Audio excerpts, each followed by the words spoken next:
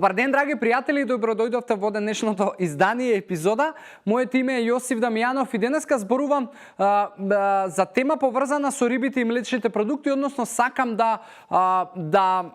расчистаме на дилема еден мит кој што се уште кружи во многу глави на луѓе и се уште кружи и по интернет и можеби портали кои што промовираат здрава исхрана и така натаму, а се работи за моментот дека многу од луѓето сметаме дека не треба да мешаме риба или не знам морски плодови со млечни продукти, сирење, јогурти, млека и така натаму, затоа што се продуцирале токсини во телото. И конкретно многу луѓе слушам дека зборуваат за тоа, но конкретно она што практично е сомнежот и зошто кружат овие гласини е затоа што порано некои научници и доктори почнале да се сомневаат дека комбинацијата на млечни продукти и на риба конкретно може да предизвикаат пореметување во здравието на кожата. Конкретно се работи за две болести кои што се познати како леукодерма и вертилиго, и тоа се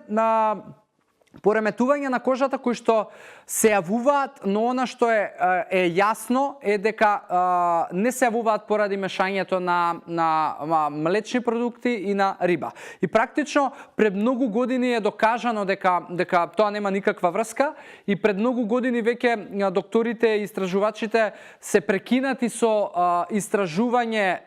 на оваа тема конкретно затоа што увиделе дека едно со друго нема врска, и на крај на денот многу од нас денеска конзумираат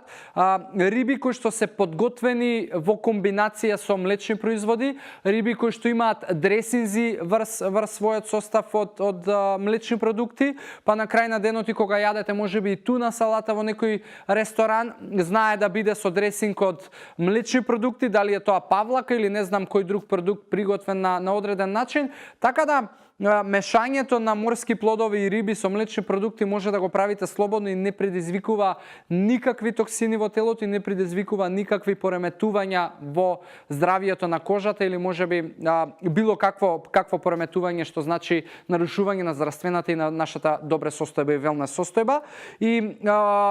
едноставно фактот дека тоа не е точно е доволно да погледнеме само колку реално ние денеска комбинираме најразлични извори на продукти, да не зборуваме од нездрави и да зборуваме и за здрави. Се работи за желудникот кој што е место кај што се обработуваат продуктите и многу едноставно нашето тенко црево не знае од каде доаѓаат продуктите, нашето тенко црево само ги препознава нутриентите и преку крвотокот ги носи до центрите кај што треба, така да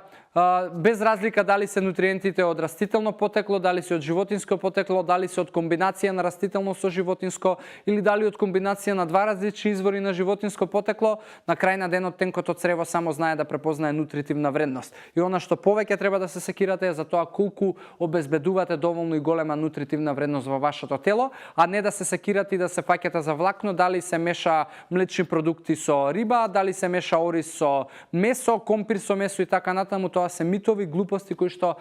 може и слободно да проверите и на Google, се докажани со факти и нема што повеќе да зборуваме за таа тема. Слободно јадете ги како комбинација, само пазете на начинот на кој што го приготвувате и пазете на масленоста и гледајте да го изобилувате вашиот ден со доволно нутритивна вредност. За денеска завршувам.